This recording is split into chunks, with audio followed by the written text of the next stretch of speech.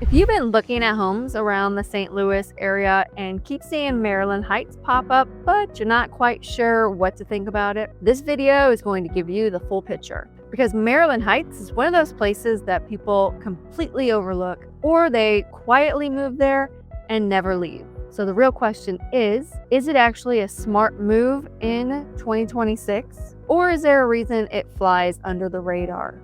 I'm Delia Worley, a local realtor here in the St. Louis metro area, and I make these videos to help you choose strategically and not emotionally.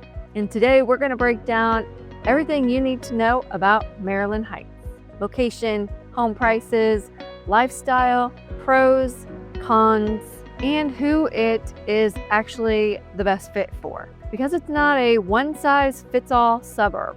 And depending on your goals, it may be the perfect fit, or it could be completely wrong. Let's start with location, because this is where Maryland Heights really stands out. Maryland Heights sits right in the middle of everything.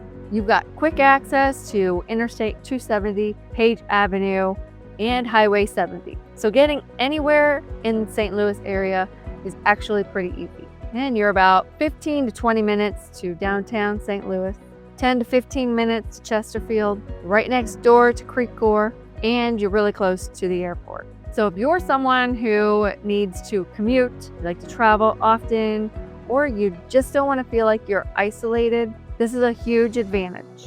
Now compare that to places like Wentzville and Lake St. Louis, which are still great areas, but they are much further out. Maryland Heights gives you convenience without being in the big city. Now let's talk about home prices, because this is where a lot of people start to pay attention. And Maryland Heights is generally more affordable than cities nearby, like Chesterfield and Creve Coeur. Here you're going to find older homes, mostly from the 60s, 70s, and 80s. Ranch-style homes are very common. You will find some updated properties, but also plenty of opportunity to add value. So what does that mean for you?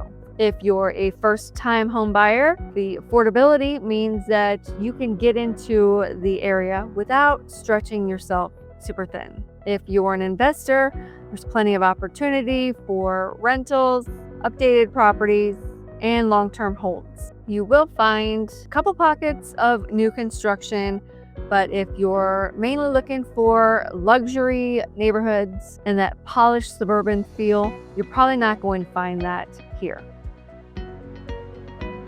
Now for lifestyle. Lifestyle here in Maryland Heights is practical, and I mean that in a good way. You've got places like Westport Plaza, which gives you restaurants, nightlife, and things to do without having to drive too far. You've got Creve Coeur Lake nearby, which is honestly one of the best outdoor spaces in the area. Walking trails, kayaking, and just being outside is a huge plus.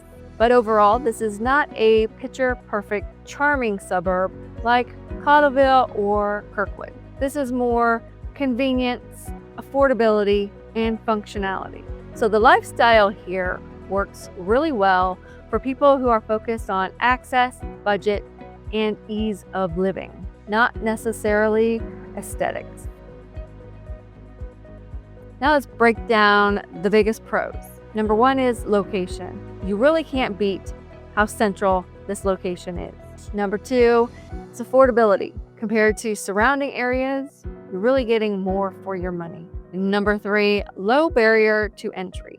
This is one of the easier places to actually buy a home in St. Louis County. And number four, investment potential. Whether that's renting, updating, or holding long term, there's plenty of opportunity here. Now let's talk about the cons, because every area has them. Number one is the age of homes. Very rarely can you get a new build here. Number two, a little less curb appeal. Some neighborhoods feel a little more dated. Number three, school districts can vary depending on where you are. And number four, it doesn't have a strong identity like some of the other areas nearby. So if you're looking for charm, community events, or a distinct vibe, you may feel like something is missing here. So who is Maryland Heights actually best for? This area makes a lot of sense if you are a first-time buyer looking to get into a house without overpaying, someone relocating and desires central access, an investor looking for opportunity, or someone who values convenience over aesthetics. But if you're someone who desires new construction, luxury finishes, charming walkable downtown area, or top-tier school districts, you're probably going to feel more drawn to places like Cotterville, Kirkwood, or Chesterfield. So overall, Maryland Heights is one of those areas that's not trying to impress anyone, but quietly checks a lot of boxes. And for the right person, that could actually be the smartest move. Now, if you're deciding between Maryland Heights and another suburb, tell me what cities you're comparing, and I will give you my honest opinion on how they compare. And if you found this video helpful, please subscribe and share it with a friend who is planning to make a move. I post weekly videos to help you choose strategically, not emotionally. Thanks for watching. See you in the next video.